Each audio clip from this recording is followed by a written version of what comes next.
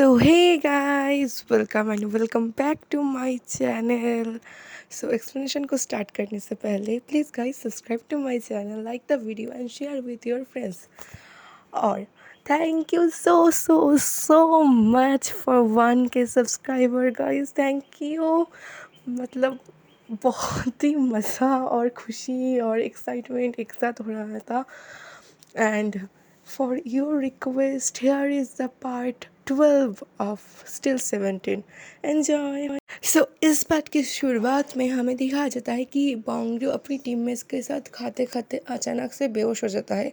उसके कारण था ज़्यादा वर्कआउट. और इधर हम देखते हैं यूरी जो कि उचन के साथ बाहर जाने के लिए रेडी हो रही थी. तभी उचन के पास हॉस्पिटल से कॉल आता है और उचन को हॉस्पिटल में जाना पड़ता है. फिर हम जेनिफर आंटी को एक मंदिर के सामने देखते हैं जहाँ पर वो किसी से मिलने आई थी. एक लड़की जिसको हमने पहले भी देखा था.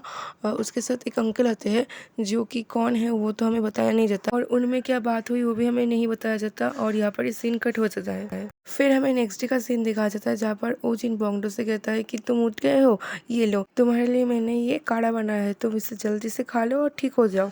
और इसको देखकर बोंगडो को याद आता है कि बचपन में भी बोंगडो जब बीमार हो जाता है तब ओजिन उसे ऐसे ही काढ़ा बनाकर पिलाता था जो कि बोंगडो को थोड़ा सा भी पसंद नहीं था. फिर भी उसके अंकल बोलते थे इसलिए वो खा लेता था. फिर हम बोंगडो और उजिन को बाहर देखते हैं जहाँ पर बोंगडो उजिन से कहता है कि अंकल अब घर जाइए, आप कल से यहाँ पर हो, ऐसे करके तो आपकी तबीयत ख़राब हो जाएगी, मैं अपना ख्याल खुद ही रख सकता हूँ. और फिर उजिन कहता है मैं जा रहा हूँ, तुम अपना ख्याल रखना. फिर हम पियानो शॉप देखते हैं जहाँ पर यूरी आकर कहती है कि आपने मेरा पियानो ठीक कर दिया, उसके लिए थैंक्स, ये रहा आपका पैसा. और फिर जब वो अंकल पैसे देखते तो वो अभी तक एक्सचेंज नहीं हुआ तो वो कहते कि मैं ये डॉलर्स नहीं लेता, तुम कोरियन यून ले आओ. और फिर वो कहता है कि मैं अभी जा रही हूँ.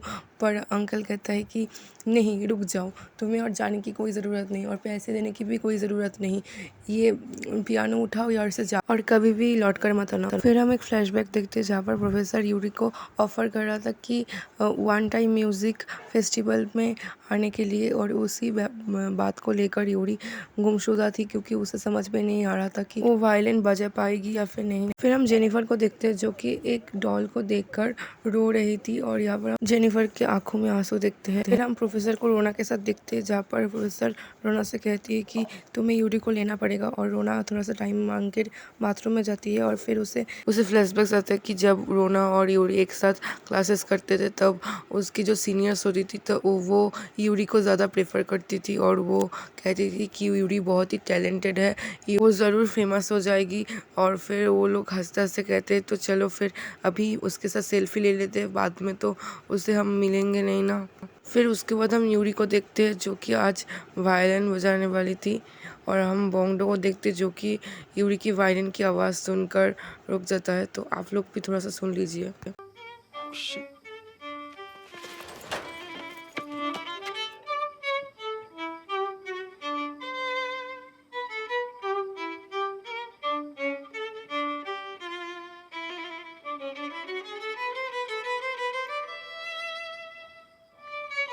उसके बाद अचानक से यूरी जब देखती है कि चैन खड़ा हुआ है तो उसके पास जाता है और कहता है कि तुम कब से आए हो. तो चैन कहता है ये तो बहुत ही अच्छा था. यूरी कहती है कि तुम्हें ये अच्छा लगा, पर ये तो मैं सिर्फ प्रैक्टिस कर रही थी और अभी तो मैंने 6 से प्रैक्टिस भी नहीं किया. बोंगडो ये सुनकर कहता है कि आप तो जीनियस है आजुमा.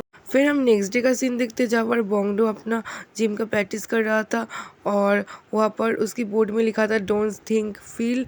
और तभी वहाँ पर उजिन आता है और उसके साथ बातें करने लगता है. और फिर पता नहीं क्यों उजिन को क्या लगता है और वो कहता है कि मुझे कुछ बताना था. और फिर कुछ देर बाद वो ज़ोर से चिल्लाकर कहता है कि डोंट थिंक फील. और ये सुनकर ना बोंगडो एकदम शॉक हो जाता है और मनी मन कहता है कि ये तो बहुत ऑकवर्ड हो गया. फिर हम यूरी को देखते हैं जो कि ऑफिस से निकलकर सोचती है कि अब से मैं अपनी न्यूज़ स्टार्ट करने वाली हूँ, मैं वायलिन बजाने जाऊँगी प्रोफेसर के पास. और फिर वो बचपन की तरह ही आसमान उससे ही बातें करने लगती है और बहुत ही मज़े करते करते कूदते कूदते जाती है जैसे कि वो बचपन में जाती थी. तभी हमें एक और फ्लैशबैक दिखाया जाता है कि जब वो ऐसे जाती थी तब उसे छोटा उजिन बार बार मतलब उसकी बस से देखा करता था. पर उजिन को पता नहीं है कि यही यूरी है, क्योंकि उसको तो उसकी नाम सुमी पता है ना। फिर हम चेयरमैन की मीटिंग देखते जहाँ पर प्रोफेसर रोना से और चेयरमैन से कहते कि मैं यूरी को लेना चाहती हूँ मेरी सेकेंड वायलिनिस्ट के हिसाब से, और प्लीज़ आप लोग मना मत करना। और तब प्रोफेसर कहते हैं कि चलो एक साथ करते हैं। फिर हम क्लासरूम देखते हैं जहाँ पर यूरी आती है और कहती है कि hi my name is Yuri. फिर रोना को याद आता है कि आज से बहुत साल पहले ऐसा ही हुआ था कि यूरी आकर ऐसे कहती थी, और रोना को बहुत गुस्सा आया था तब भी, और आज भी रोना को फिर से गुस्सा आया। फिर जब यूरी प्रैक्टिस करने लगती तब उसे याद आता है उसके अंकल आंटी जो कि उसे हमेशा चीयर अप करते थे, उसे हमेशा सपोर्ट करते थे। फिर हम यूरी की आंटी को देखते हैं जो कि फ़ोन निकल कर बोंगडो को फ़ोन करता है, क्योंकि बोंगडो ने उनके बेटे को बचाया था, और वो फ़ोन पिकअप करती है यूरी, और यूरी फ़ोन करके हेलो बोलती है, पर उसे समझ नहीं आता इसका किसका वॉइस है, और उधर से भी आवाज़ आता है कि मिस्टर बोंगडो है क्या। तभी बोंगडो आ जाता है और उनसे बात करने लगता है, जहाँ पर आंटी बोंगडो को थैंक्स बोलते हैं उनके बेटे को बचाने के लिए। फिर हम आंटी को बोलते हुए सुनते हैं अपने बेटे को कि तुम तो आज हम सिलोल जाने वाले थे और तुम तो अंकल से बात भी नहीं करे। ठीक है, तुम सो गए हो तो क्या हुआ, हम चलते हैं एक राइड पर। फिर हम चेयरमैन, रोना, ओजिन, सोहा सबको देखते हैं मीटिंग में, जहाँ पर सब लोग टाइम फेस्टिवल को और भी कैसे सुंदर बनाया जा सकता है उसके बारे में बात कर रहे थे। फिर हम यूरी को देखते जो कि फिर से नाचते नाचते जा रही थी, पर वो गिरने ही वाली थी, तभी उसे ओजिन बचा लेता है, और तब उसे याद आता है फ्लैशबैक की जब उसे ऐसे ही रास्ते में सुमी ने बचाया था, जो सोचकर वो ओजिन से कहता है कि मैं अपने फ्रेंड्स को मिस करती हूँ।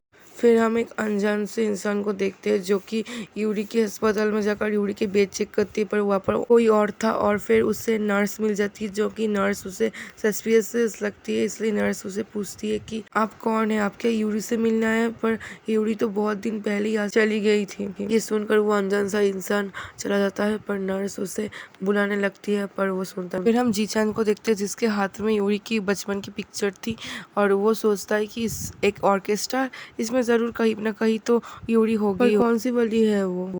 इसके बाद हम उजिन को देखते हैं जो कि यूरी को देखकर बुलाता है, पर उसे फ्लैशबैक आने लगते हैं, और उसे फिर से लाइक वही फ्लैशबैक्स मतलब नाइटमेयर्स टाइप्स आने लगते हैं। उसे फिर से नोसुमी का मतलब सुमी का नाम याद आता है कि वो कैसे बुलाता था, और ये देखकर यूरी डर जाती है कि उसे क्या हुआ, इसलिए वो जल्दी से उसके पास भाग कर जाता है।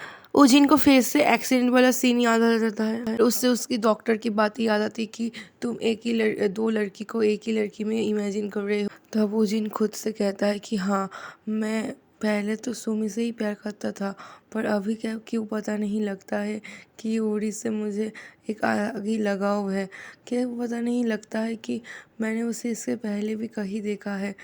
और फिर वो यूरी के पास जाकर उसे हक कर लेता है।